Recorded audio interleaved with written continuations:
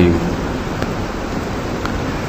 کل بیان ہوا تھا کہ اللہ کی بنائی ہوئی تخلیق کو تبدیل کرنا یہ بھی بہت بڑا جرم ہے، بہت بڑا گناہ ہے۔ شیطان نے قسم اٹھائی تھی کہ اے اللہ میں ان لوگوں کو اتنا گمراہ کروں گا کہ یہ تیری بنائی ہوئی تخلیق کو تبدیل کر ڈالیں گے۔ اس میں کچھ مثالیں دی تھیں، خواتین آئی بروز بناتی ہیں، ناخن بڑھا لیتی ہیں، سر کے بالوں کو مختلف طریقوں سے کاٹا جاتا ہے۔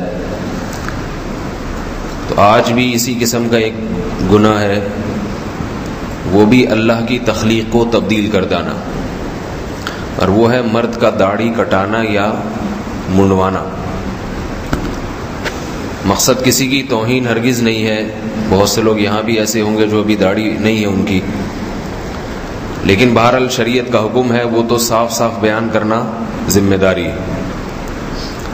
اور مقصد یہ نہیں ہے کہ کسی کو کمتر سمجھنا، کسی میں کوئی گناہ اگر موجود ہے تو ہو سکتا ہے اس میں وہ گناہ ہو، دوسری کوئی خوبی ہو، اور ہم میں وہ گناہ نہ ہو لیکن اس کے علاوہ کوئی اور گناہ ہو جو چھپا ہوا ہو۔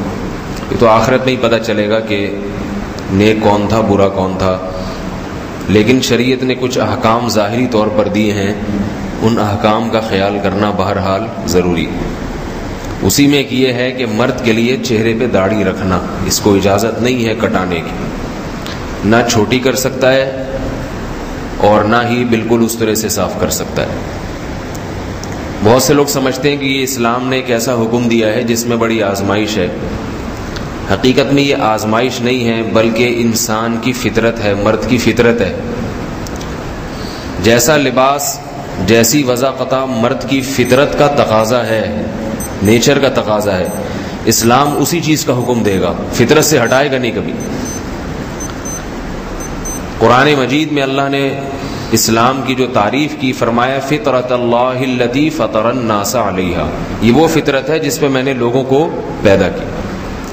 یہی وجہ ہے کہ ہزاروں سال، لاکھوں، آدم علیہ السلام سے لے کے آج سے 200، 200، 300 سال پہلے تک پوری دنیا میں کہیں داڑھی کاٹنے کا تصور ہی نہیں تھا، نہ انگریزوں میں، نہ مسلمانوں میں، نہ سکھوں میں، نہ ہندوؤں میں، کوئی بھی دنیا میں مرد داڑھی نہیں کاٹتا تھا۔ فرعون کی داڑھی کا ذکر بھی ملتا ہے قرآن مجید میں، کافر بھی رکھتے تھے، مسلمان بھی، اس لیے کہ یہ مرد کی علامت سمجھی جاتی تھی، مرد ہے تو چہرے پہ داڑھی ہوگی۔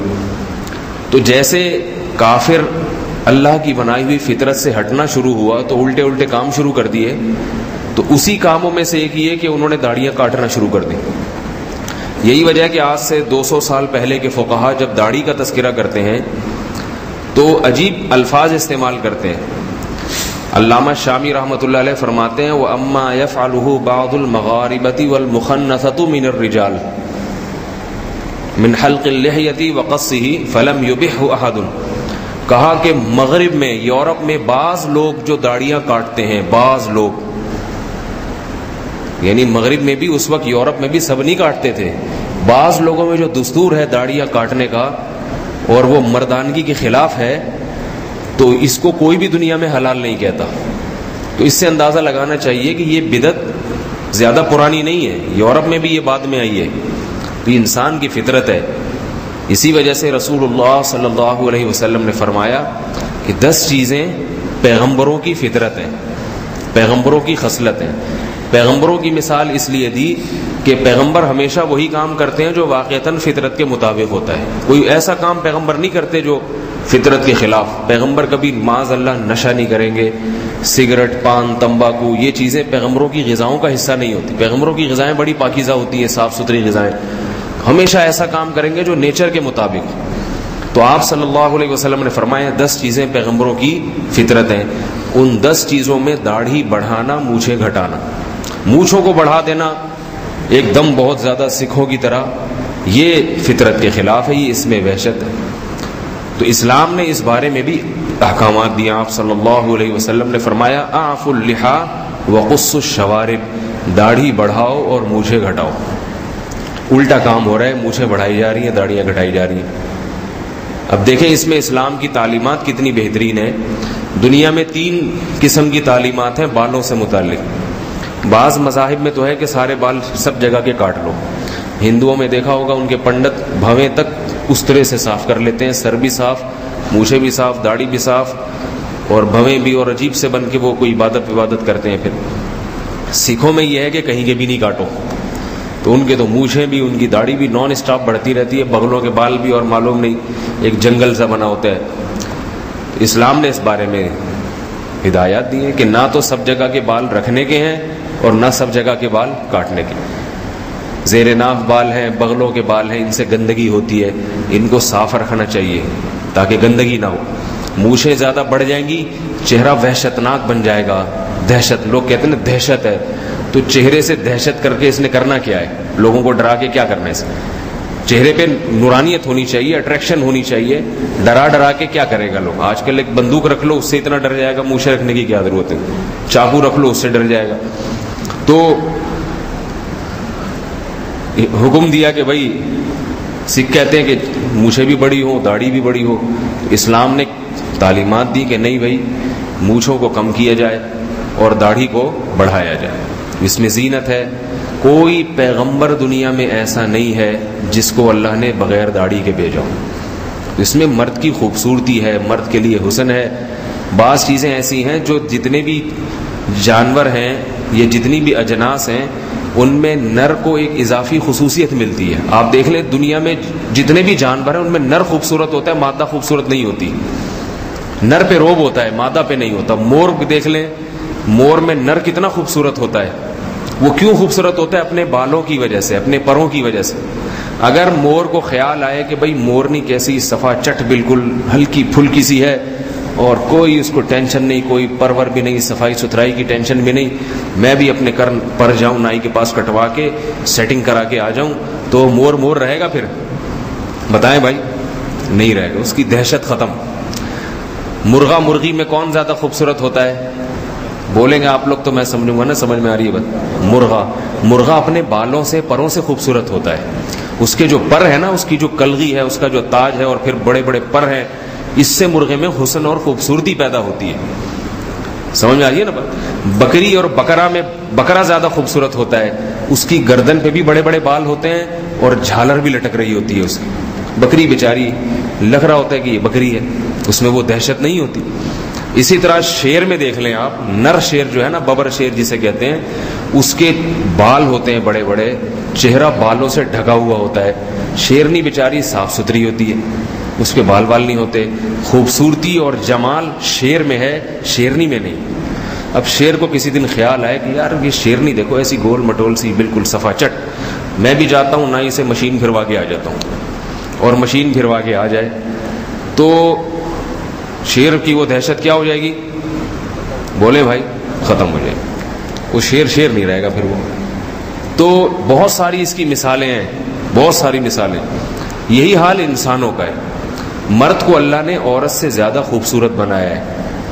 مرد کو اللہ نے عورت سے زیادہ, یہ تو عورتیں اچھی لگتی ہمیں اس لیے ہیں کہ وہ ایک اللہ نے ایک سسٹم بنایا ہوا ہے, نظام, شادی کرے پھر اولاد ہو. ورنہ حقیقت میں دیکھا جائے تو حسن و جمال اللہ نے مردوں میں زیادہ رکھا ہے, عورت میں کم ہے, مردوں میں زیادہ ہے. تو مردوں کی آواز زیادہ خوبصورت ہوتی ہے, مردوں کی چال میں ایک وجاہت ہوتی ہے, مرد کی آواز میں وجاہت, اس کے حوصلے میں اور اس کے جذبات میں, ہر چیز میں اللہ نے مرد کو عورت پہ فوقیت دی ہے. تو اسی طرح اللہ نے مرد کے چہرے پہ بال پیدا کر کے اس کے چہرے پہ نورانیت پیدا کی ہے اور اس کو روب اور وجاہت دی ہے. اب وہ یہ کرتا ہے کہ نہیں جی, جیسے لیڈیز ہیں وہ ایسے صاف ستھرا چہرہ, میں بھی جاؤں گا. دولہوں کو دیکھیں آپ, بیوٹی پارلر میں جا کے پتہ نہیں تھریڈنگ کروا رہے ہیں اپنے, اور کیسے عجیب سے چکنا سا منہ ہو کے باہر نکلتے ہیں. جب وہ لپائی پوتائی کر کے نکلتا ہے نا دولہا باہر, سی نحوست ٹپک رہی ہوتی ہے اس کے چہرے پہ, کہیں سے بھی اچھا نہیں لگ رہا ہوتا. دولہوں کو دیکھیں آپ جا کے بیوٹی پارلر میں, بالکل ایسے تھریڈنگ کروا کے چہرے کے بال بھی نوچتے ہیں, اور وہ سمجھ رہا ہوتا ہے میں خوبصورت. حالانکہ اس میں اور دلہن میں کوئی فرق نہیں رہتا. دلہن جیسا بھی خوبصورت لگے نا تو کوئی سمجھ میں آ رہا ہے, ویسا تو بن نہیں سکتا کیونکہ ہے تو بہرحال آدمی, تو نہ وہ ادھر کا رہتا ہے نہ ادھر کا رہتا ہے, وہ درمیان کی کوئی چیز بن جاتا ہے. تو اللہ تعالیٰ نے یہ فطرت کے خلاف ہے. آج کل بیوٹی پارلر میں مرد جا کے اس طرح سے بال نوچتے ہیں اپنے, اور پھر کریموں کی لپائیاں ہوتی ہیں، اس کی مالشیں ہوتی ہیں کریم سے چہرے پر. تو یہ سارے فیشن باہر سے آ رہے ہیں، یہ مردوں والے انسانوں والے فیشن نہیں ہے. یہ جو کام عورت کا ہے وہ عورت پہ سوٹ کرتا ہے، جو مرد کا کام ہے وہ مرد پہ سوٹ کرتا ہے. تو چہرے کو داڑھی سے اللہ نے مزین کیا ہے. یہ آزمائش نہیں ہے داڑھی رکھنا، یہ تو ہمارے لیے اللہ کی طرف سے ایک انعام ہے.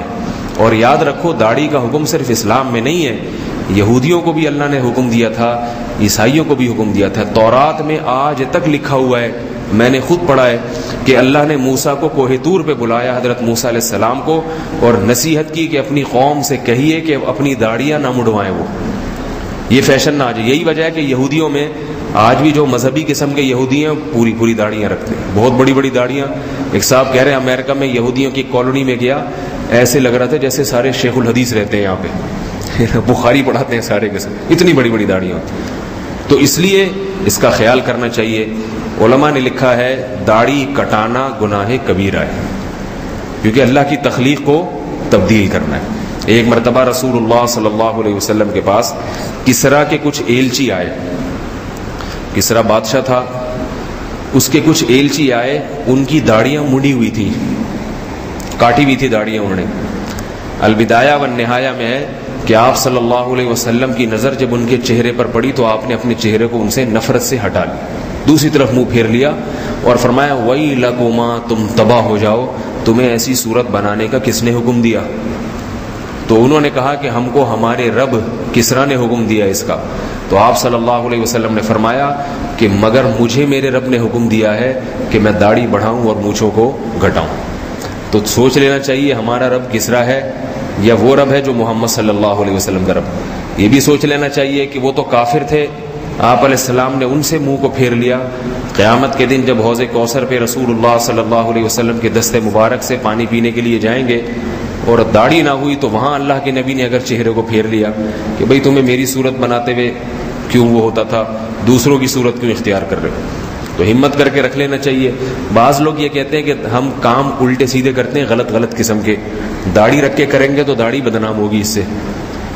لوگ بھی ہر ایک کو داڑھی کا تانا دیتے ہیں نا، داڑھی رکھ کے یہ کرتا ہے، شرم نہیں آتی.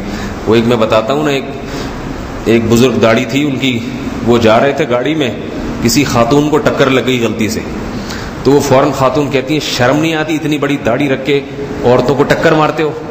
تو کہتے ہیں محترمہ یہ داڑھی ہے، بریک نہیں ہے. یہ داڑھی ہے، یہ بریک نہیں ہے. تو لوگ بھی ہر بات میں داڑھی کے تانے دیتے ہیں.